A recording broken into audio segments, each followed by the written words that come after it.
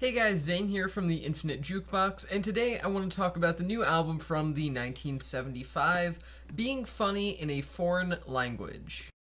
Being Funny in a Foreign Language is the latest studio album from the Matt Healy-led pop and pop rock band, the 1975, a group that have never quite been a critical darling by any means, that's for sure, but at the same time have remained consistently popular, have a hugely dedicated fan base, and albums like their self-titled record and Notes on a Conditional Form, their last album, both have gotten a lot of accolades from some publications, while others have been less than pleasant towards them, we'll say that, but no matter what, the 1975 have been a consistently interesting band, and especially interesting to follow, seeing as they are one of the biggest names in pop rock at the moment, and their latest studio album is a nice change for them, even if it isn't all that successful overall.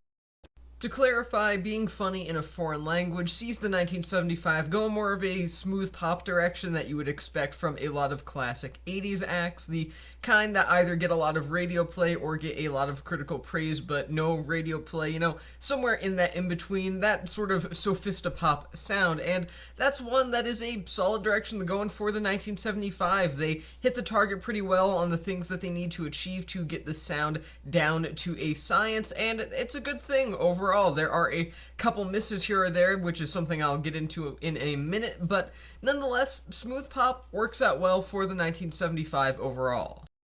It could be said that the instrumentals are somewhat unremarkable at times, and that would be fair enough to say. I mean, they can just sort of fade into the back and not really be all that noticeable, but in a way that's kind of the point of the instrumentals, as is any smooth pop artist of any kind. The instrumentals are there as a nice, light, colorful, likable, easy to enjoy, easy to digest backdrop to the vocals of whatever performer is in question here, in this case Matt Healy. And if we're just talking about that particular circumstance, then I think the instrumentals here work out fine, though again, they don't really stand out, rarely, if ever.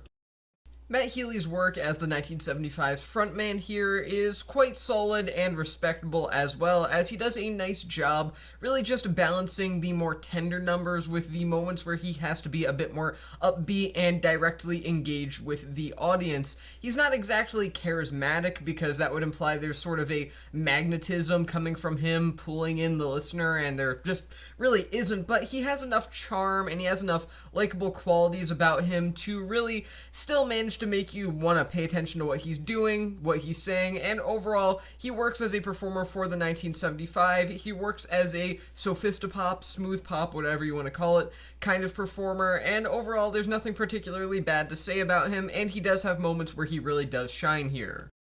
Now, as strange as it is to say, Matt Healy's performance work does draw more attention to the actual vocal work, and in turn, that kind of draws more attention to the lyrical content of Being Funny in a Foreign Language.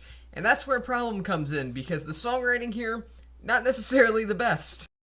Like pretty much every previous album from the 1975, Being Funny in a Foreign Language has a number of moments where the lyrical qualities of the record are questionable at best, like the line from the track When We Are Together, which has the lyrics, "The day we both got canceled because I'm a racist and you're some kind of slag."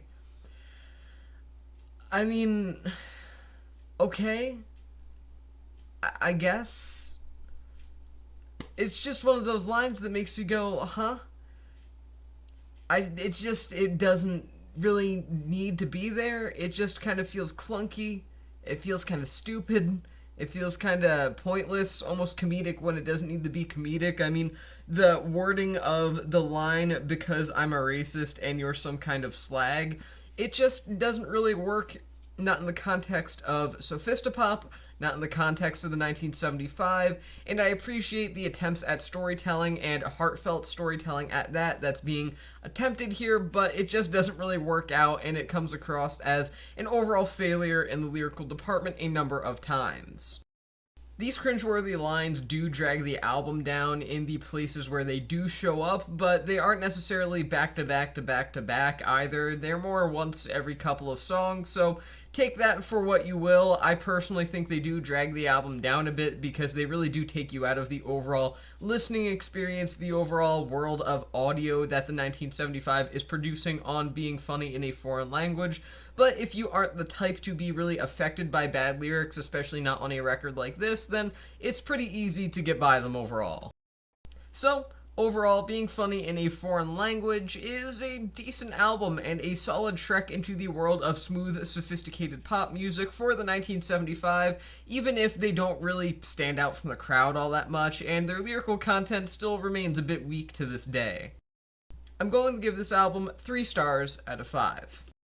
And with that being said, that's the end of this review. I will see you guys in the next one.